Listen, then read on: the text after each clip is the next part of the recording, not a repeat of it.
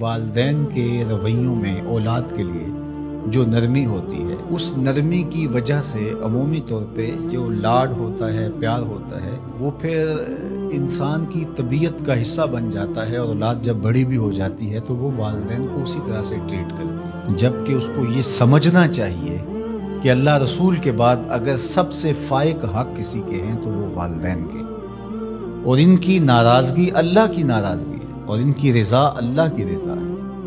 ان کو خوش کر دینا اللہ کو راضی کر دینے کے مترادف ہے، اور ان کو ناراض کرنا اللہ کو ناراض کرنے کے مترادف ہے۔ اور یہ بات ذہن میں رکھیے گا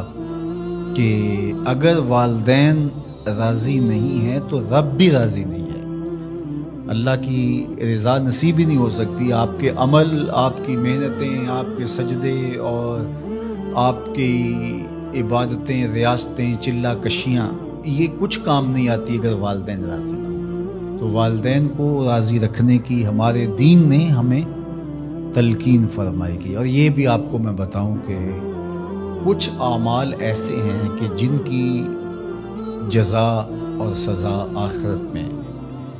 دیکھنا ہوگی، لیکن کچھ اعمال ایسے ہیں جن کی جزا اور سزا دنیا میں بھی بندہ دیکھ کے جاتا ہے۔ ان میں سے ایک عمل والدین کی فرما برداری ہے۔ جو والدین کا فرما بردار ہو،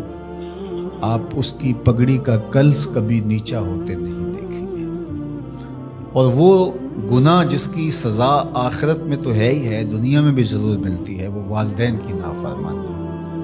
اس شخص پہ نشان لگا لے جو ماں باپ کا بے ادب اور گستاخ ہو، آپ اس کو دنیا پہ بھی رسوا ہوتا پائیں گے، دنیا پر بھی وہ سرخرو نہیں ہو سکے گا۔ دنیا کے اوپر جتنے لوگ بھی سرخرو ہوئے ہیں، کامیاب ہوئے ہیں، چاہے وہ مسلمان ہیں چاہے وہ کافر ہیں، آپ اگر ان کی تاریخ پڑھیں تو آپ کو نظر آئے گا کہ ان کے پیچھے ان کے والدین کی دعائیں ہیں۔ اگر والدین کی دعائیں نصیب ہیں تو انسان سرخرو ہوتا ہے، اور اگر والدین کی دعائیں حاصل نہیں ہو پاتی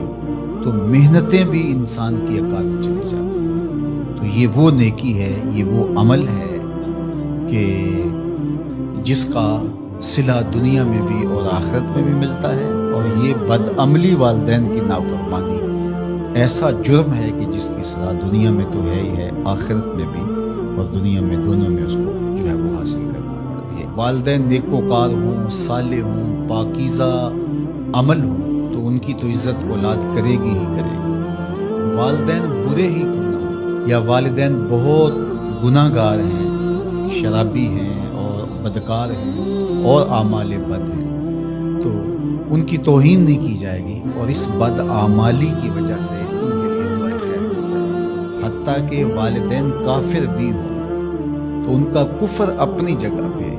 لیکن اولاد ان کافر والدین کی بھی توہین نہیں کرے گی، ان کے ساتھ وہ حسن سلوک کرے گی والدین ہونے کے ناطے سے، اور نیکوکار ہوں، صالح ہوں تو پھر ان کے تو حقوق اور زیادہ عائد ہو جاتے ہیں۔ تو ماں باپ کے ساتھ ہمیں حسن سلوک کرنے کی تلقین کی گئی ہے۔ اچھا، یہاں اولاد کے لیے کبھی مسئلہ بن جاتا ہے، ماں کچھ اور کہہ رہی ہوتی ہے اور باپ کچھ اور کہہ رہا ہوتا ہے، اب اولاد کس کی اطاعت کرے؟ ماں کا حکم الگ ہوتا ہے اور باپ کا حکم اس سے مختلف ہوتا ہے، دونوں کے حکموں کو ساتھ لے کر اولاد نہیں چل پاتی، اب کیا کریں؟ تو علماء نے لکھا کہ پہلے تو ماں باپ کو ہی چاہیے کہ اولاد کو مشقت میں نہ ڈالے، کہ ایسا حکم دے کہ اولاد پھنس جائے کہ ماں کی بات مانو یا باپ کی بات مانو، ایک کی اطاعت سے دوسرے کی نافرمانی لازم آتی ہے، تو بڑا مشکل مرحلہ ہو جاتا ہے۔